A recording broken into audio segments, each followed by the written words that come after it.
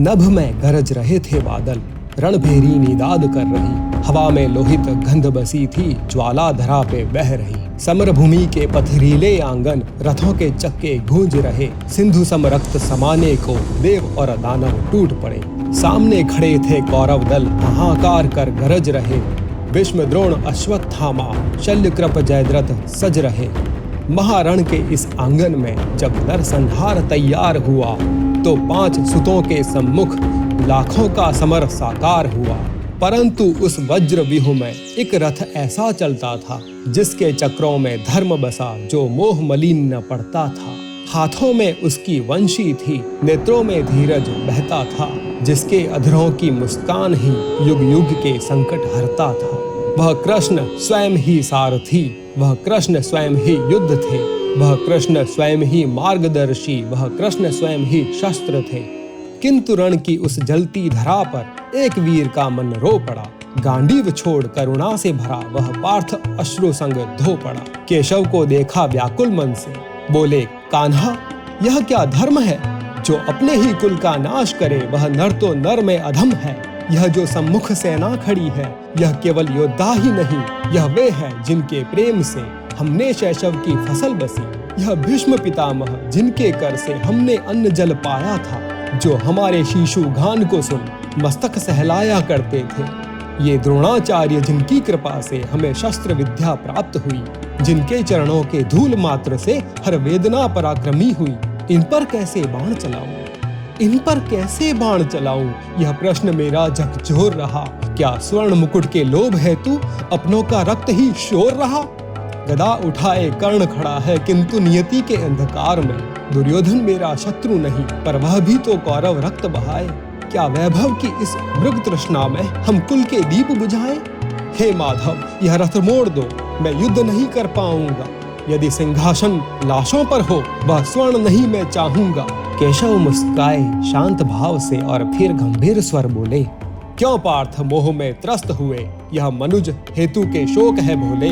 क्या यह वही अर्जुन है जिसने महेंद्र को कांप दिया, जो नदी के प्रांगण जाकर स्वयं शिव को संतुष्ट किया? क्या जब सभा में द्रौपदी की चीरहरण का दोष हुआ, तब कोई भी इस सभा में धर्म के पथ पर खड़ा हुआ? तब क्यों न मोह उमड़ आया, तब क्यों न अश्रु छलकाए तुम? जब पांचाली रो रो बोली, तब क्यों न क्रोध में जलाए तुम? जो रण से भागे कायर वही, जो सत्य पर डटा वीर वही, जो कर्म पथ को छोड़ चले वह पथ भ्रष्ट अज्ञानी सही। हे कौन्तेय, यह बहुत अज आत्मा अमर शरीर नाश है। जो सत्य पथ पर गिर जाता, उसका ही जीवन प्रकाश है।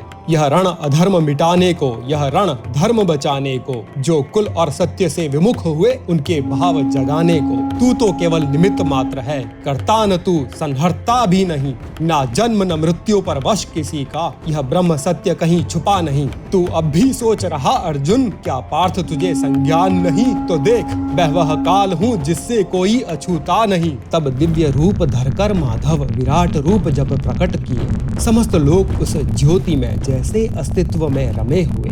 सूर्य चंद्र ब्रह्मांड समाहित सृष्टि के आदि और अंत खड़े, ग्रह तारे अग्नि और पवन जैसे चरणों में झुके पड़े। देख यह रूप अर्जुन कंपित हुए, नेत्रों में अश्रु भरे खड़े। हाथ जोड़कर बोले माधव से, हे देव तुमको प्रणाम पड़े। अब मोह नहीं, संदेह नहीं, अब युद्ध पथ में बाधा नहीं। जो अधर्म पथ पर पांव धरे, उसको अब क्षमा की राह नहीं। अब देखो गांडीव की ज्वाला, जो भी अधर्मी शेष रहे, सब कौरव कुल को समेट लूं, यह पार्थ अब रण में खड़ा रहे। तब व्यूह भंग हुआ समर में, चंडी का तांडव जाग उठा। अर्जुन के बाण चले नभ में और काल क्रोध का जाग उठा। भीष्म गिरे, गुरु द्रोण कटे, कर्ण का रथ धरा पर गिरा। दुर्योधन रक्त विहीन हुआ, अनंत जय ध्वनि गुंजार उठा। जब धर्मराज ने शीश नवाया और पांडवों का स्वर्ण मुकुट चढ़ा, तब नभ में देववाणी गूंजी, यह सत्य धर्म की जय गाथा। किंतु जो यह समझ सके वह कृष्ण का ही भक्त हुआ, जो यह लीला देख सके उसका जीवन भी सार हुआ। हाथ उठाकर सब बोलो, चक्रधारी भगवान की जय, योगेश्वर श्री कृष्ण की सदा सदा जय।